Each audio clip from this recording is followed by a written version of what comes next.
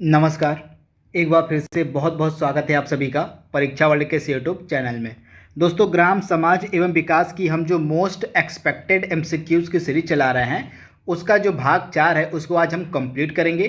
तो चलिए वीडियो को शुरू करते हैं और देख लेते हैं कि आज का जो भाग 4 है और इसमें हमने कौन कौन से महत्वपूर्ण ग्राम समाज एवं विकास के प्रश्नों को सम्मिलित किया हुआ है। तो चलिए वीडियो को शुरू करते हैं। पहला प्रश्न आपकी स्क्रीन पर है, सामने आप देख पा रहे हैं। आपको बताना है कि जो सघन पशु विकास कार्यक्रम है यह कब चलाया गया था, आपको बताना है। जल्दी से इसका जवाब दीजिए। तो राइट आंसर इसका क्या हो जाएगा हमारा, वर्ष 1964-65 में। तो ऑप्शन जो आपका बी है बिल्कुल सही हो जाएगा। सघन पशु विकास कार्यक्रम चलाया गया था 1964-65 में। तो ऑप्शन जो आपका बी है बिल्कुल सही हो जाएगा। अगला प्रश्न यहाँ पे हमारा है, उत्तर प्रदेश संपूर्ण भारत का लगभग कितना खाद्यान्न उत्पादित करता है, आपको बताना है। तो उत्तर प्रदेश जो राज्य है संपूर्ण भारत का लगभग 21% जो खाद्यान्न है उसको उत्पादित करता है। तो ऑप्शन जो आपका ए है बिल्कुल सही हो जाएगा।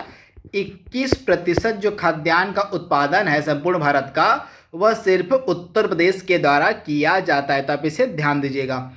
अगला प्रश्न यहाँ पे है, आपके सामने है, राष्ट्रीय ग्रामीण संस्थान कहाँ पर स्थित है, आपको बताना है। तो आप ध्यान दीजिएगा, जो राष्ट्रीय ग्रामीण संस्थान है आपको मिलेगा हैदराबाद में। तो ऑप्शन आपका ए बिल्कुल सही है। हैदराबाद में आपको मिलेगा राष्ट्रीय ग्रामीण संस्थान। तो ऑप्शन आपका ए बिल्कुल सही है। अगला प्रश्न यहाँ पे हमारा है, केंद्रीय विपणन समितियों का कार्यक्षेत्र आपसे पूछा जा रहा है कि जो केंद्रीय विपणन समितियां होती हैं इनका कार्यक्षेत्र किस स्तर तक होता है, आपको बताना है।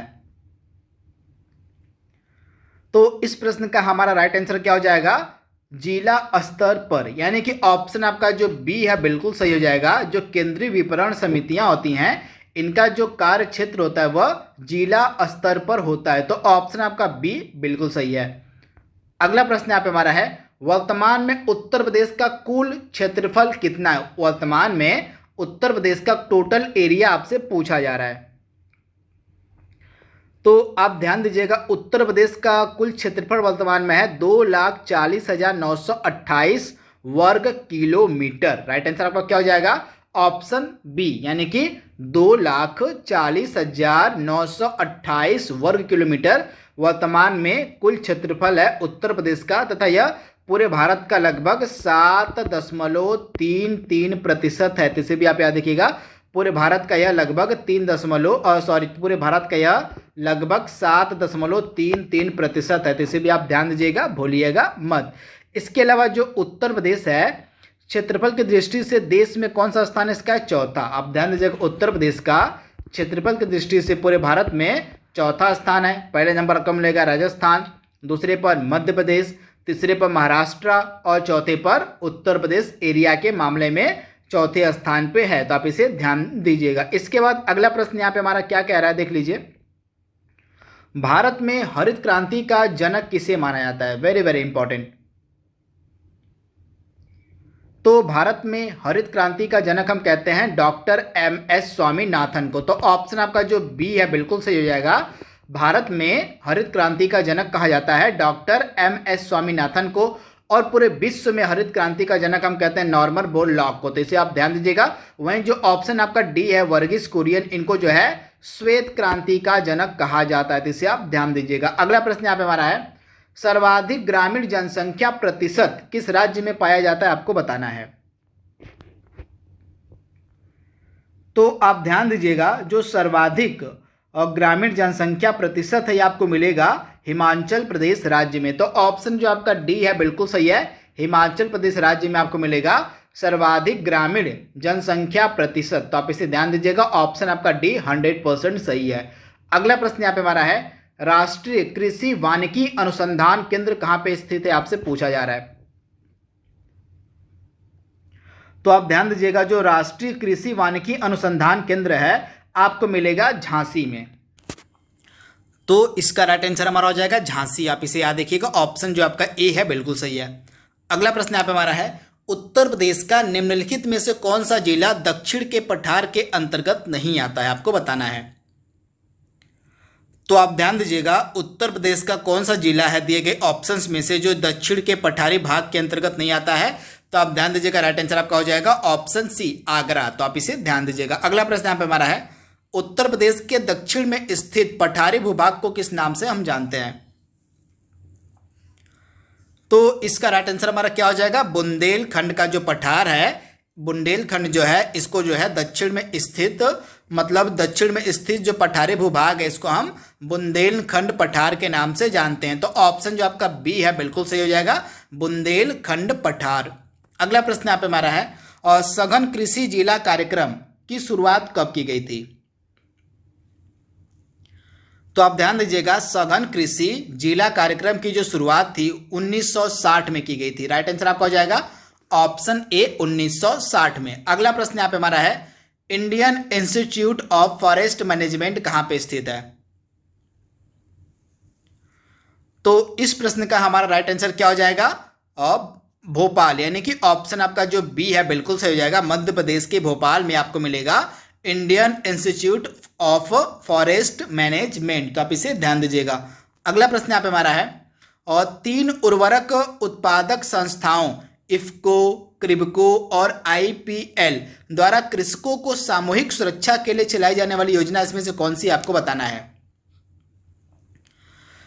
तो यहां पे आप देख रहे हैं, कृषकों की सामाजिक सुरक्षा के लिए जो योजना चलाई गई है, इस योजना का नाम है संकट हरण बीमा योजना। ऑप्शन आपका ए बिल्कुल सही है, संकट हरण बीमा योजना जो है यह कृषकों की सामाजिक सुरक्षा की एक योजना है जो चलाई गई है इफ्को के द्वारा, क्रिबको के द्वारा और आईपीएल के द्वारा मिलकर। तो आप इसे ध्यान दीजिएगा, भूलिएगा मत। तो ऑप्शन आपका ए बिल्कुल सही है, संकट हरण बीमा योजना। अगला प्रश्न यहाँ पे हमारा है, उत्तर प्रदेश का उत्तर से दक्षिण तक विस्तार आपसे पूछा जा रहा है।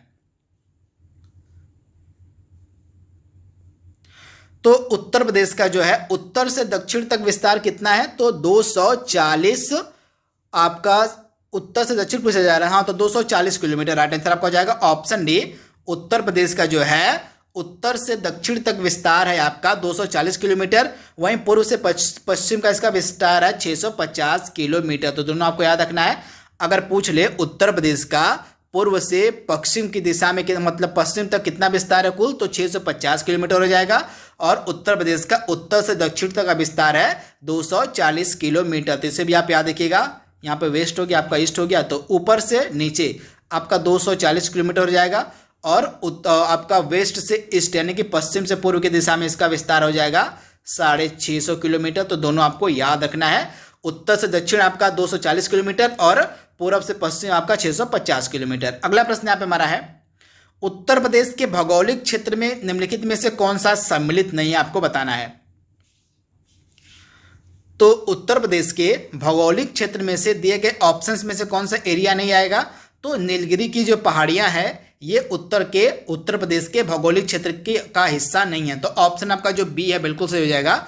नीलगिरी की जो पहाड़ियां हैं ये पहाड़ियां उत्तर प्रदेश के भौगोलिक क्षेत्र का हिस्सा नहीं है। तो ऑप्शन जो आपका बी है बिल्कुल सही हो जाएगा। बाकी तीनों तराई क्षेत्र, गंगा यमुना का मैदान और बुंदेलखंड, ये तीनों जो हैं उत्तर प्रदेश के भौगोलिक क्षेत्र का हिस्सा है। लेकिन नीलगिरी की पहाड़ियां जो हैं यह उत्तर प्रदेश के भौगोलिक क्षेत्र का हिस्सा नहीं है। अगला प्रश्न यहाँ पे हमारा है, उत्तर प्रदेश को कितने भौगोलिक विभागों में बांटा गया है? तो उत्तर प्रदेश को कुल 3 भौगोलिक विभागों में बांटा गया है। तो ऑप्शन आपका जो बी है बिल्कुल सही है। 3 भौगोलिक विभागों में उत्तर प्रदेश को बांटा गया है। अगला प्रश्न यहाँ पे हमारा है, भारतवर्ष में प्रथम कृषि विश्वविद्यालय की स्थापना कहां पर की गई थी? तो आप ध्यान दीजिएगा, जो प्रथम कृषि विश्वविद्यालय था इसकी स्थापना की गई थी पंतनगर में। ऑप्शन जो आपका बी है बिल्कुल सही है। पंतनगर में प्रथम कृषि विश्वविद्यालय की स्थापना की गई थी। तो ऑप्शन आपका बी बिल्कुल सही है। अगला प्रश्न यहाँ पे हमारा है, central arid zone research institute कहां पर स्थित है? तो इस प्रश्न का हमारा राइट आंसर क्या हो जाएगा? जो central arid zone research institute आपको मिलेगा जोधपुर में, जोधपुर आपको मिलेगा राजस्थान में। तो ऑप्शन आपका जो बी है बिल्कुल सही है। अगला प्रश्न यहाँ पे हमारा है, अधोलिखित में से किसमें प्रोटीन की सर्वाधिक मात्रा पाई जाती है? काफी इंपॉर्टेंट प्रश्न है। तो दिए गए ऑप्शंस में से आपका राइट आंसर क्या हो जाएगा? तो राइट आंसर आपका हो जाएगा मशरूम। दिए गए ऑप्शंस में से मशरूम में जो है प्रोटीन की मात्रा सबसे अधिक होती है। प्रोटीन तो सब में मिलता है, लेकिन दिए गए ऑप्शंस में से मशरूम में जो है प्रोटीन की मात्रा बहुत ही ज़्यादा होती है। तो आप इसे ध्यान दीजिएगा, मशरूम इसका राइट आंसर हो जाएगा। अगला प्रश्न यहाँ पे हमारा है, गुलाबी क्रांति का संबंध किस क्षेत्र से है? तो गुलाबी क्रांति का संबंध है झींगा उत्पादन से। तो ऑप्शन आपका जो डी है बिल्कुल सही हो जाएगा, झींगा उत्पादन से संबंधित है गुलाबी क्रांति।